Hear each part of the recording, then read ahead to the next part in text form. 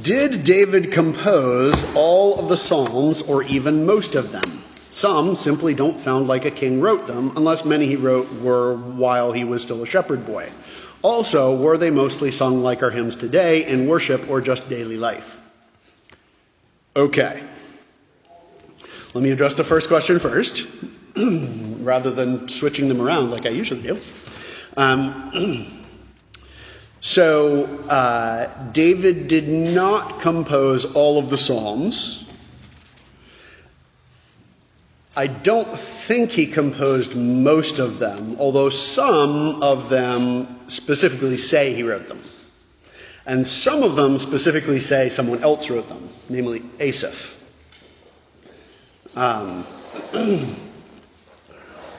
So by the time... Here goes. Please.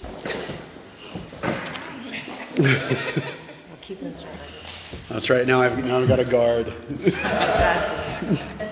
So how would they have been? Well, okay. So some probably were written. So this is an interesting thing about identity, right? Is that we change over time, but we're always our identity always includes who we were, right?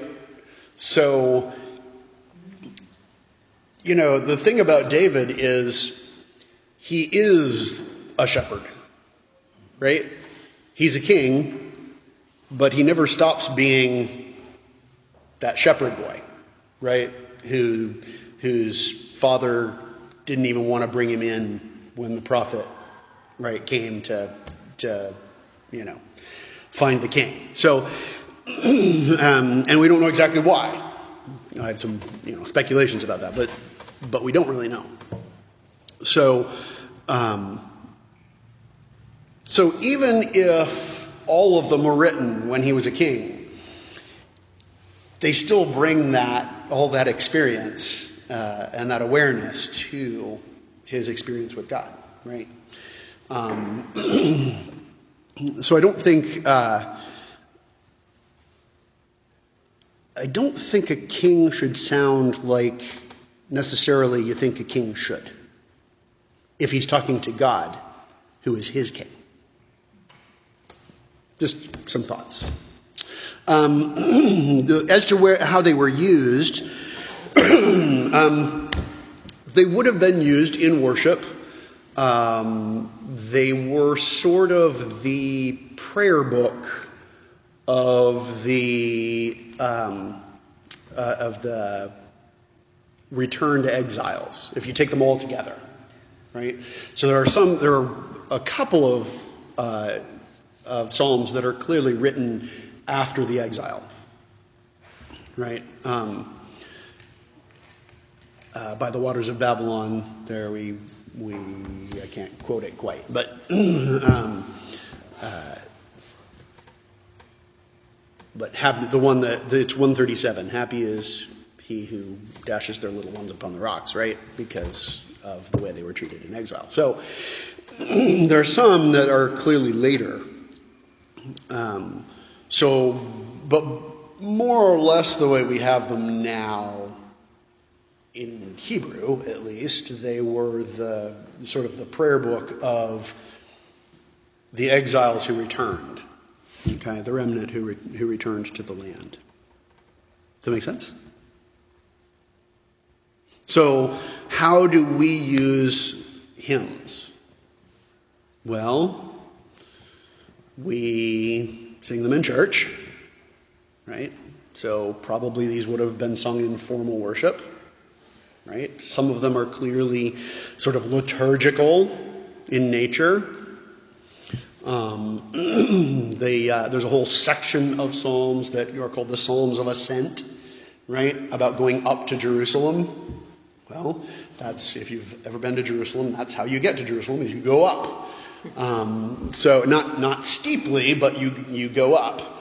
And so it's clearly sort of a reference to that activity of the of the Hebrews going to worship as they were commanded at Jerusalem, right? Going up to Jerusalem.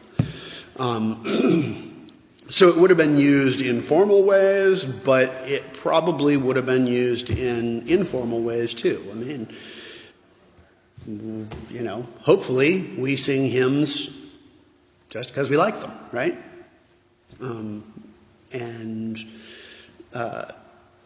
Certainly those who are into contemporary Christian music will play it and sing it at various times. Some contemporary Christian music is great. Most of it, I think, is there's a little less content to it. But it's kind of the music of our life, right? It's in the vernacular, if you will. Right? If you're listening to music on the radio, it sounds more like contemporary Christian music, chances are, than, like hymns. Unless you're one of us weird people who sometimes listens to the classical music station or something like that. So, all right. Any follow-ups to that? You guys are really quiet. Are you through with the question? I'm through with the question unless you have follow-ups. Okay, I just have a little neat follow-up. Yeah. 2-3 years ago, during the Women's Bible Study Thursday, we introduced spring and fall. So usually we didn't do things in the summer, but I just felt really wanted to keep something going, and so we studied some songs. Right. It was super, super interesting. Yeah. And I just did my little Google thing that there are different types, of course, of songs, praise, worship, and thanksgiving and lament. But what was neat was that I don't know how many, but at the very top of a lot of our Bibles, it would say, this one's to be used with the lyre in the heart. Right. Whatever. Yeah, absolutely. There are instructions in there. Yeah. And then we really got into one about the Leviathan and the yes. I drew a great picture of one on the board. Awesome. And it was just cool. They're just really all different, Yeah. Awesome. That's cool. Yes, ma'am. So my related question is, if these were used in Jewish worship, Yes. is the music from that, is it possible that those original songs have still carried on? Did the ancient Jews have, clearly musical notation? Yeah. Is there a way to know what they sounded like? Yeah, no. Okay. I didn't think they had notation, but clearly it was musical. Could they? Right. Is there any chance that they kept it? Do you see what I'm saying? It's possible, right?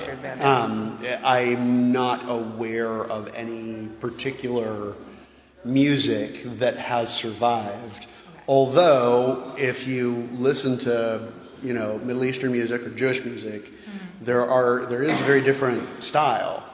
Right, and it's more likely to have been in that sort of style than in our musical notation style. Right. Another question I have is that since it's a song, how much? I know some of them have kind of alphabetical, Hebrew alphabetical structures to them that don't translate into English, right? Yeah. Do they rhyme? And has anyone, I guess what I'm asking is, has anyone tried translating the Psalms not by their meaning, but by their musicality? That is a great question. So yes and no. Okay. One of the really great things about Hebrew is that its poetic tradition is translatable. Okay. How right? is that? Because Hebrew poetry operates mostly on parallelism. Okay. Right? So the repetitive stuff that you get in the Hebrew, especially in the poetry and the Psalms. Praise him with the that. Exactly. Praise him with the lyre, praise him with the psaltery and harp, right? You get, and there are different kinds of parallelism, right? There are kind of, there's one and another. What's that? Genesis 1 is another question. Genesis 1 is another one, right? And anywhere you find that, you can say, it's poetry, even if it's not written in verse, right? So that's the nice thing about Hebrew poetry, is that it's sort of translatable. You don't get the word play, right? That's why I was wondering. Yeah, so there are times when a word will sound like another word, and so it will have an association that then once you translate it you don't have anymore, right? That sort of thing. One of my professors in seminary told a story about going to a synagogue service, right? And I don't remember whether it was a bar mitzvah or not, but it was like a father and son sharing the reading of a particular passage in Hebrew. And it was from one of the prophets, I forget which one, and they were reading along and kind of alternating reading. And then they got to one point where they stopped and they looked at each other and they chuckled, and then they just kept reading. and it was clearly a like play on words in the Hebrew that they got because they were reading the Hebrew, and if you didn't know the Hebrew, you just wouldn't get it, right? There's wordplay, there's sarcasm, there's things that you might not pick up on when you read the translation. But by and large, the poetic structure, at least, of Hebrew poetry is the parallel stuff. So, was there another part to that question? Okay. The word Selah in the Psalm. Selah, yes. That keeps repeating. I seem to recall notes on that's like musical instructions, or they suspect it seems to be, yes. Okay. It seems to be some sort of musical notation, like there's a ending there, right, or something. And we don't know much more than that. Yeah. That's your favorite rabbi. Might be able to get some. Well, yeah. I'm not sure anybody completely knows. Well, there's one that's called Song of Solomon. Is that in? Well, that's not a psalm. That's the Song of Songs, which is Solomon's, which is a whole book of itself. That's it, yeah. Exactly. So, but yeah, the word Selah, if you just read the Psalms enough and see where it's in there, it's clearly an emphatic kind of thing, like so there, right? But what exactly it meant to do, I don't think anybody completely knows. I have friends that name their kids that. Selah? Alrighty then. So there. Right? I think it's weird to name your kid after something. We're not exactly sure. We don't know what it means, but but it's there. But it's in the Bible. It's in the Bible. So it sounds like a girl's name. Let's go for it. It's kind of like how Oprah got named, but it was Orpah. Oh yeah. Yeah. I had looked it up once before, and basically like an explanation. Right. Aha. Yes. Right. Yes, because I was confused. I didn't know it always shows up, but it doesn't. Right. Yeah. It's not part of the structure. Right. Hang on, Suzelle. Go ahead. Go ahead, Suzelle. Back to the music. Yes. My husband is a choir boy. Yeah. He told me that they sung Gregorian music. And, Yes. And it's the notes which don't have the theme. Right. And so could you explain a bit about Gregorian? Sure, absolutely. Yeah, that's a good one. So all right. Where do I start? No, that's the game we play. That's the game we play. It's all good. So I'm just trying to figure out where to start to make it clear. Gregorian is from Pope Gregory the First, Gregory the Great. So the reason we call it Gregorian is because he collected it all. Not all of it, but he collected all the stuff that was there in the day. So it pre-existed Gregory, and it was just the musical settings that he kind of collected and categorized, and so there's a pattern to the various tones. It sounds like every tune is the same, but it's actually there are like 8 categories of tones. So that's the Gregorian thing, but that is 7th century. Yeah. So that is not the music that the Hebrews would have been using with the Psalms.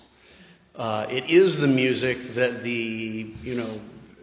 that the church in the early centuries seems to have been using. And then it got collected by St. Gregory the Great. It's terribly interesting, Father. Now you've reminded me, Father Klein did a whole talk about the great Gregorian, Yeah. the Gregory. Yeah. And it happens to be my stepson's name. Yeah. And it was on his birthday. There you go. Amazing things like that. Yeah. Yeah. Father could give you a whole dissertation on this. He's the one with the music degree. But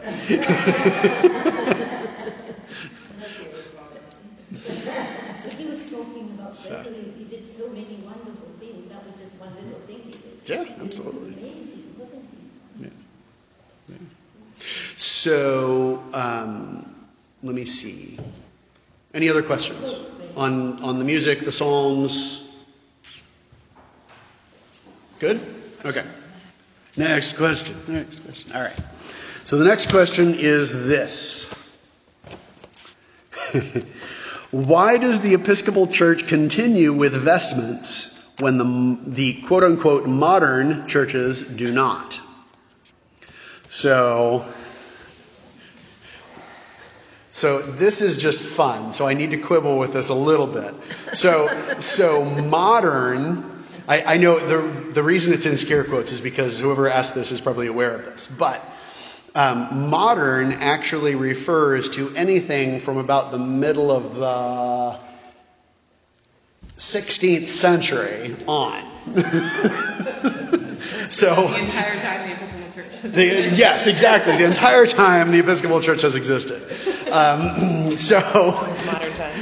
Yeah, it has been modern times. So, but we know what you mean, right? The more, more contemporary, more trendy, right? Churches. So there are a couple of answers to that. One is just to answer with a question, right?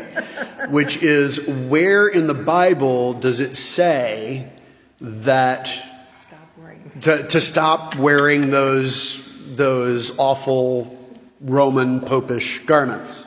It doesn't. We did. Right. So it doesn't say that. So if we're going strictly by the Bible, then there's no reason to get rid of them. From one perspective. So I want to be fair, right? The reason originally that the Reformation churches sort of did away with some of that stuff is because it was associated with the Roman Church, right? And with medieval Catholicism. Okay? All of those things actually go back to ancient Roman use. Okay, the stole and the maniple and the chasuble and the dalmatic, all of that stuff all of those things were originally kind of Roman garments, including the undergarments, the alb and all of that. But it was kept in that transition from the ancient Roman church to the medieval church, right? Part of the reason for that stuff is a sense of continuity. Okay? even though people weren't wearing those things anymore, in church we were, because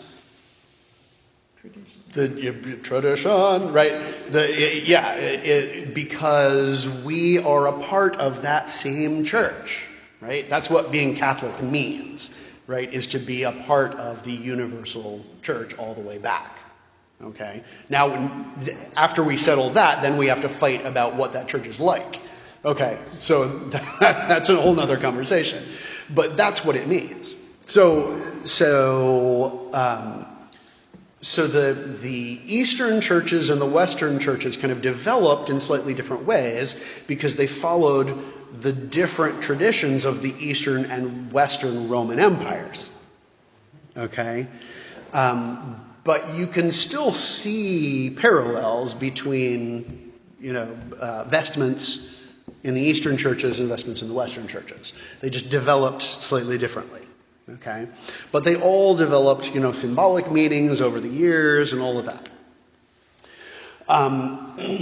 So, part of the reason we do it is because we want to highlight our continuity with the church throughout the ages, right? You may not know this. The Church of England mostly did away with that stuff. And I was going to say in the beginning, but it depends on what beginning you're talking about, right?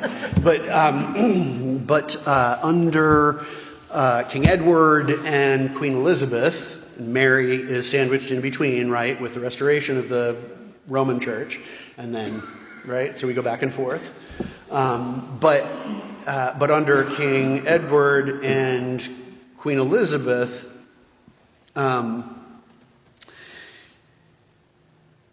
it was mostly chasuble. Well, not chasuble. It was mostly surplice and stole. Okay, so just you'd have a cassock on of whatever kind you were wearing at that time, and then the surplice is the outer white flowy garment, right? And then the stole goes on over it.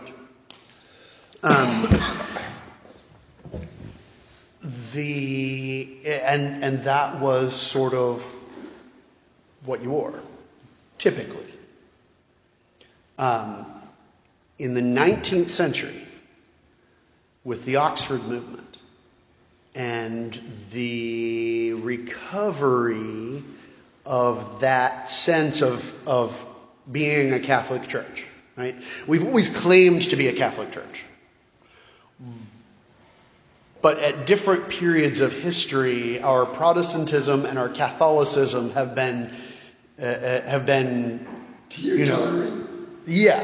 we've emphasized them to different degrees. Thank you. Yes.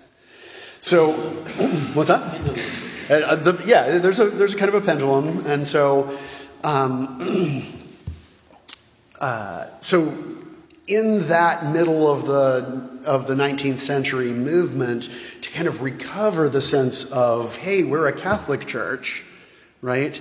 And that was how it started. Just quick history lesson.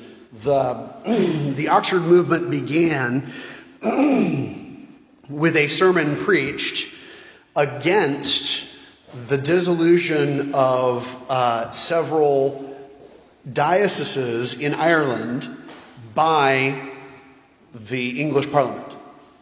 So the Parliament said, we got way too many dioceses in Ireland. There aren't enough Anglicans in Ireland that we need that many dioceses. We're going to kill a few of them. Right? We're just going to... Right? And it was Parliament that did that. And the Oxford movement fellows basically said, hey, you can't do that. It's the Church of Christ. The Parliament has no business changing the Church of Christ, right? Now, thank you. So, if the church wants to change that, they can. Butt out. And most of England was not particularly happy with that opinion at the time.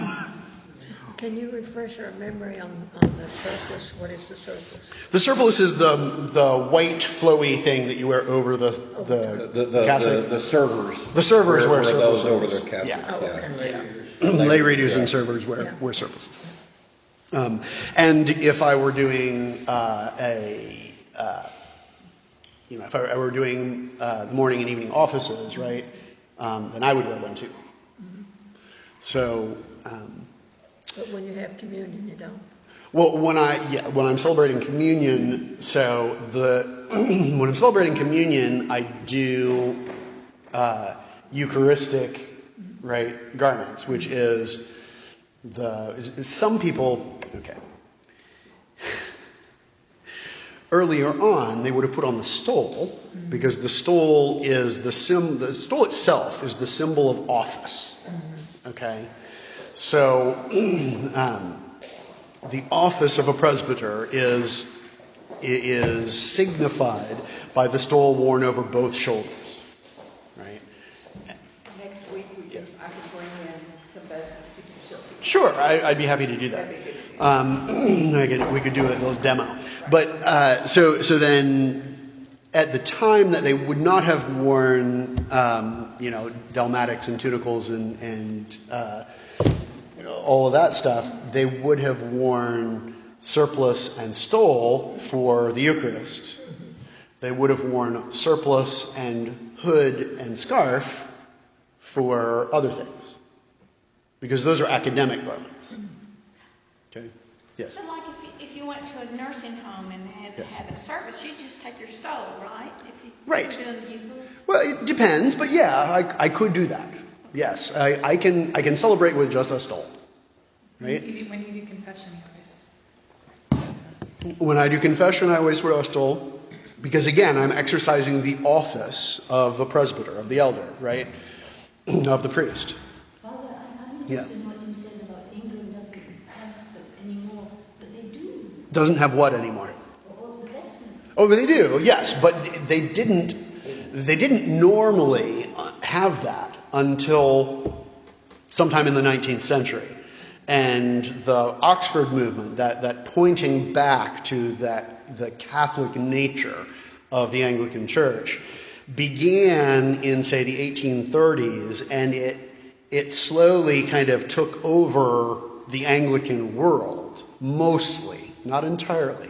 So there are still churches in England where they would call themselves evangelical, and part of what that usually means is resisting some of that emphasis on the Catholic nature, right? And emphasizing more the gospel, right? Not that we don't we agree on the gospel, but it's a matter of emphasis. Yes? How does this all originate? How did this was established that you guys have to, or the tradition of the people that were wearing this stuff? How did that start?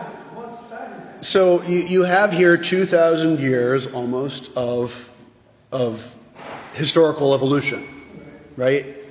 And that's not like the telephone game, right? It doesn't end up something completely different, but it is a development, right, in how we look at these things, how we think of them. And things develop slightly differently in different places, right? So now we have such a small world, right, that there's a lot of sort of universalization going on, right? So, Roman priests in Africa and Roman priests in the U.S. often dress pretty much the same, right? That might not have always been the case, right? So there would have been, an Italian kind of style and an English kind of style. And part of it has to do with the climate, and part of it has to do with just being separated by space, right? And just all of that. I mean, it all would have followed the same kind of path, more or less. Like I said, you can still, even between the Eastern Church and the Western Church, you can still see, oh yeah, they wear like a funny conical thing, but that became the mitre over here, but that's, okay, so we restricted it to bishops and, right, that kind of stuff. So you can kind of identify most of the things. But there are differences, right? So, for instance, Percy Dearmer, who is an early 20th century priest who wrote a whole book on this stuff, okay? The Parson's Handbook, which you may or may not be able to get now. I have a copy because Nashotah House republished it a few years back. But he has this whole argument. He is an Englishman, and he hates the use of the biretta because the biretta is a continental garment, right? And so he thinks that English priests should wear the Canterbury cap if they're going to wear anything. So, I mean, both the Canterbury cap and the biretta and the academic mortarboard all came from the same hat, right? They're all the same thing originally, and they kind of develop into slightly different things, sort of, right? So, except couldn't you say that the Old Testament Jews that you read about, they had ritual robes and everything. They did. And that's why they probably started later on from a Jewish tradition. Maybe. So, all right. So this gets us back to the whole problematic nature of the priesthood. Okay? Remember that in the New Testament, we have presbyters, which is elders, and we have episcopi, who are overseers, bishops. Okay? And you can see the transformation of words from language to language. Okay? So presbyter becomes priest in English. Episkopos becomes bishop in English. Okay?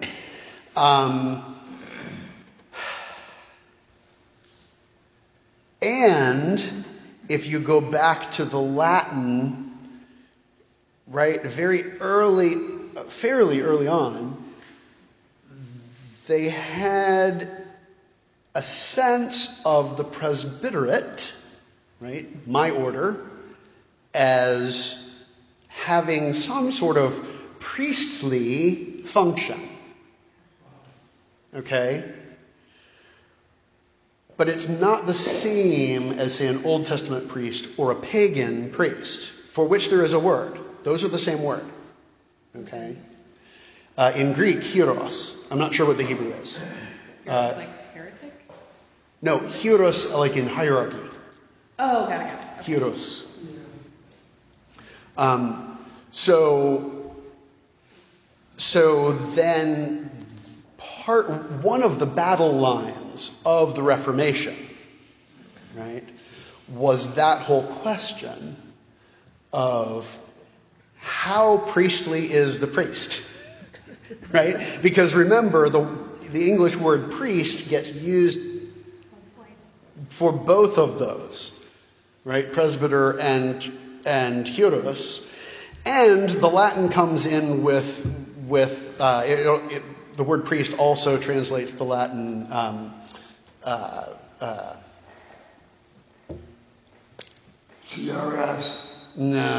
what's the Latin word for priest? Sacerdote, right? Sacerdotes. So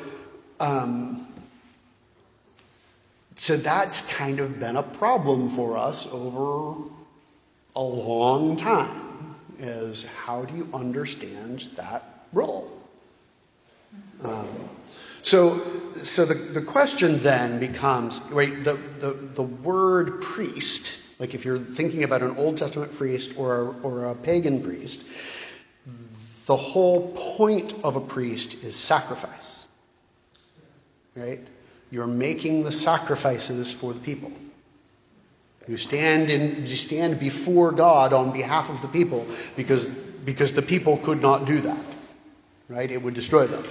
And so you stand in the presence of God, before God, on behalf of the people, and you make sacrifice and all of that stuff, right? And then you stand before the people on behalf of God, right? So clearly there is a priestly element to being a priest, but it's only an element, right? And so there has been, as I say, one of the battle lines of the Reformation was over that line, where we put that line. And the Reformers put it way back there, right? Presbyters. And in fact, we're even going to get rid of the overseers, and we're going to all be presbyters, right? And we're going to have a Presbyterian church ruled by presbyters. Darn it, right? Etc. Yes? I have two related questions that are not related to each other. Okay. So my first question has to do with, or is the reason that Reformed churches are drawing it so far back, is that partly related to the because to me the sacrament would be the priestly part of Christian priests, right? So like kind of part of in a certain sense, like body and blood, like the sacrifice. It's the sacrifice, right? So if you don't have that, and certainly that's what Roman Catholics believe, right? Is that part of what you're doing is you're making sacrifice, and of course it's not you're re-sacrificing Jesus. They wouldn't say that if they're educated, right? But yeah. Okay. So if you are removing yourself from sacraments too, then there's no priestly thing at all by your definition of priest, right? Yes. Okay. So my definition of that ancient sense of priest. Yes. Right? Yes. Because by priest I mean both. Right. Okay. What I'm trying to be very clear about, right? I'll use the word presbyter or priest to be clear, but priest is really something I use to cover both of them because that's what the English word means, right? Is both of those. You wouldn't use the word priest for, say, a Lutheran pastor. I would. I mean, they're not. I would not because they don't. Okay. There are all kinds of other questions in there that get messy, but yeah, because they don't. One of the big things for Luther is the priesthood of all believers, right? Mm-hmm. So they're more careful about that, and usually the word they use is pastor. Right. So my related question on the way other side has to do with bishop, and then a lot of like modern churches, and I feel like usually African American churches, people like are bishop, like Bishop, what's his name, right here in Dallas, T.D. Jakes, right. Like, is that them saying, well, I am the overseer of this congregation? Yes. But is it, I guess what I'm saying is like, is he also considering himself a presbyter? Like, are there people, do you see what I'm saying? I think I do. Like, so. And is that just like a self-given, like, it is it is a self-given thing, right? So, but it is not entirely without some merit. Well, that was my question. Is how could you declare yourself a bishop if you are overseeing something, or like are the elders of these churches saying you are now Bishop T.D. Jakes or whoever? Yeah, right? No. I mean, I'm not sure in every particular from a church leadership kind of. I'm not sure how they would understand that. Okay. So I can't speak for them. Fair enough. Certainly from a generally Catholic perspective, they are not, right? Because from a Catholic perspective, there is one church, and that office can only be passed on by someone else in that office. From like a linguistic perspective, if you were reading the scriptures and you were defining these terms. Absolutely. Then that is the way it sort of has merit. Right? So in the early church, that's how they came up with that, right? I mean, they're not just pulling that. Yeah, that's exactly right. They're an overseer, right? Right. So they didn't just pull that out of the air because they thought it sounded cool. Yeah, right? I didn't think so. Right. But I was curious what the New Testament, what just the scriptures without the church tradition gives to that. Nor are they naming That. themselves trying to be Catholic. No, nor are they saying, well, we're part of the Catholic Church, right? right. Or- So, Right. So, yeah, I mean, it's kind of funny because then sometimes you will see them wearing Episcopal regalia, right? Purple shirts and stuff, right? Even though they are not Catholic bishops, right? So, but that's not. They want to be like They just do. Right? I mean, they recognize the power of the symbol, and so they're using it. And right, what's the problem? Right? I don't have a problem. I know. was I'm just curious, saying. Like, right? if T.D. Jakes stepped down or died or something, would the new person be bishop, whoever over that? I church? think. You see what I'm saying? I think he would. I think that's just sort of the custom of that church, right? It may have been started by T.D. Jakes, or it may have been started by someone else. I'm not sure. I forget what it's called, but do you know T.D. Really Jakes? big He's a church big African American leader. Potter's house, that's right. Father's house. That's right. Potter's House. Yeah. Okay. So he's a really famous preacher. In our area. So historically, if you think about this, right, it makes sense. I had an Anglican friend who was a New Testament scholar, who this was his hobby horse, right? This is what he wanted to see happen, right? He argued that in the early church, the church was structured around the bishop, right? So in every worshiping community, you had a bishop and a community of presbyters, right? A college, if you will, of presbyters.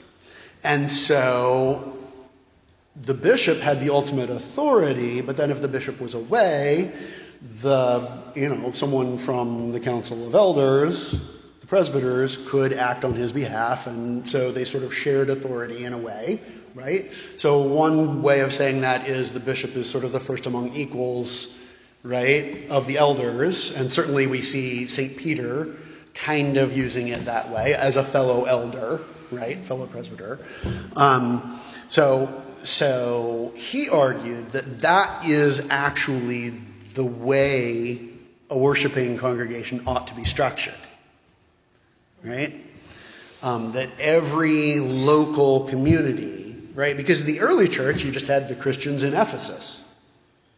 And the Christians in Ephesus would get together to worship, right? And they had one community.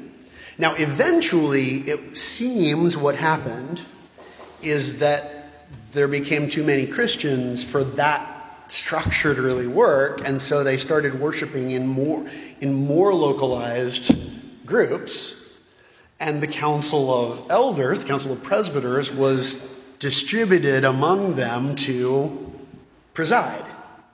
Does that make sense? But then in the city there was still one bishop. Okay? So the question then becomes, my friend was arguing that we ought to go back to that, primary tradition of in every worshiping community having a bishop and a council of presbyters. I think that just sort of kicks the can down the road, because you still have to have the larger organizational structures in order to... So now you just have a bunch of bishops, and it's unmanageable, right?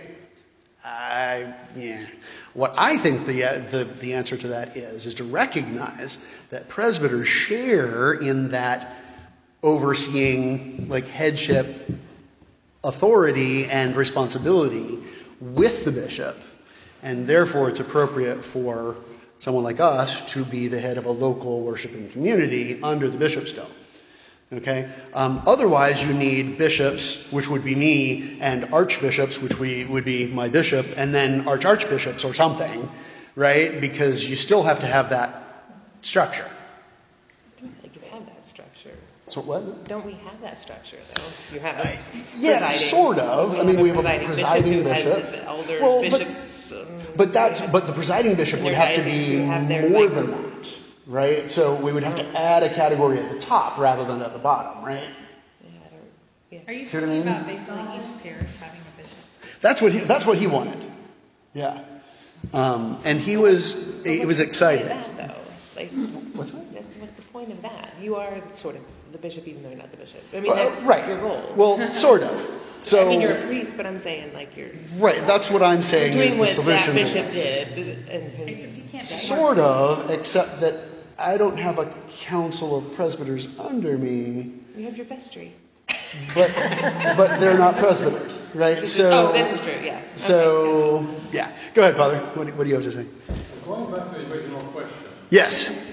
Thank you. Would you say that the modern churches are acting out the Calvinist tradition? Not necessarily Calvinist, but yeah, some form of that Protestant tradition that begins with the Reformers, right, on the Rhine and continues in Calvin, and has multiple, branches, right, lots and lots of them. But yeah, I think that's accurate. They're trying to be true to the Bible, and the Bible doesn't say anything about these things, and they've gotten away from the Catholic tradition for all kinds of other reasons, right? And so they don't use them. Unnecessary. So, right, they're unnecessary, and they make them look like those people down the street. So why do that? But again, it's that going back to your thing about the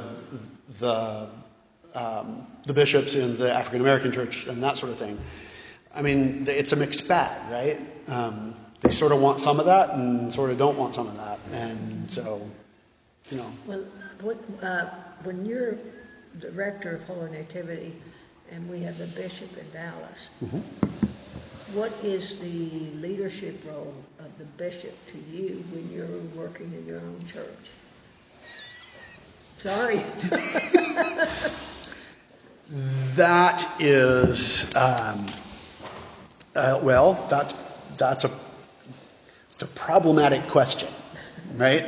Because we have been having vigorous fellowship over that very question for many years. What's the question? What is the relationship of the bishop? What's the working relationship of the bishop to the presbyter under the situation that we have? And largely it depends on the bishop and the presbyter involved and how they work together or don't. And I mean, in one sense, I exercise his ministry in this place, right? That's an accurate way to say that. You're representing God's ministry. But at the same time, he and I share an authority, right? So that's, I mean, I think it's a good thing, right? That we have, I mean, we're not exactly like the military, right? I mean, we have sort of a military structure, but not entirely, right? And he doesn't just give orders and do jobs. That's right. Yeah, I mean, there's a Martin Thornton, who is a mid-20th century English priest who writes a lot about spirituality and prayer and stuff like that. He talks about the English Catholic tradition being having the sort of domestic quality that the Benedictine tradition has, right? We're not like the Jesuits, right, where you knuckle down and do what you're told. We are a family. And so, yes, there is a father, right, abbot, rector, whatever, right, who has authority over us. We ought not to disobey him haphazardly, right? At the same time, he has a responsibility to care for the people right, under his authority, and guide them and nurture them, right, as opposed to just issuing orders from on high, right? So that's a very English kind of thing. It's not merely English, but it's very Anglican. Do you think that the bishop now is more an administrator or religious? He's much more of an administrator than he ought to be. And I'm not talking about our current bishop. I'm talking about the role, right? So in the early church, deacons were the administrators, right? I mean, deacons ran programs. That's what they were for. Yeah. And there's always been that sort of relationship between deacons and bishops, too. It was often the deacons who were elected bishops, not the presbyters, earlier on. Partly because of that. That means you could have a female bishop. Just kidding. Right, yeah, that's a whole other question. She's giving me a hard time. I like it. I know you. So, but there's always been that sort of connection. In the Eastern Church, they still always elect monks to be bishops, right? Because bishops have to be celibate in the Eastern Church. Really? Yeah. The priests don't. Priests do not have to be celibate. They remain in the state in which they're called. So they may not marry again if their wife dies. Right? Okay. And if they are not married when they are ordained, they may not marry. There's no wedding while you're a priest. There's no wedding while you're a priest in the Eastern Church. In the Eastern Church. Right. Or in the Catholic Church, because the church took his wife and family to the Catholic Church. That's right.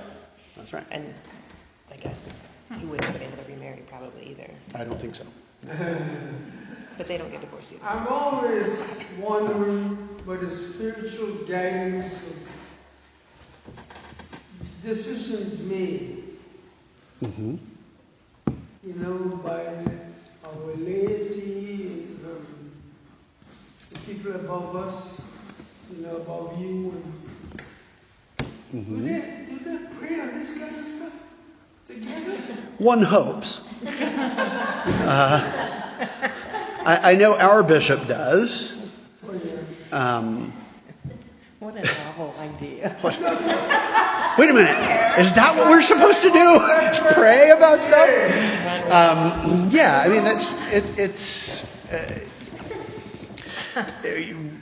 we have reached the point, and this is a whole other conversation. You know this, but we've reached the point where we just don't agree on so much stuff that, I mean, I don't believe that most of the bishops of the Episcopal Church are actually praying to the God of Abraham, Isaac, and Jacob. I don't know what they're doing. But one would hope. Yeah. Yeah. It still exists. It's the problem. Yeah. It's the problem. Yep. The connotation is not there. I don't know. Well, we have no communion, right? We're not in communion properly speaking, because communion requires dogmatic agreement, right? I mean, we can talk about the things that we disagree about, but there has to be a core of dogma that we do agree on in order to be even having the same conversation, and we no longer have that. So that's the problem that you're talking about. Yeah. Let's pray. Now that you mention it. Lord God, we thank you for all that you have done for us in this season of Easter. We ask you to give us that sense of being with you on a journey to holiness, to your kingdom, that we need to keep going. We ask you to bless this parish and its people. And we ask all this in the name of our Lord Jesus. Amen. Amen.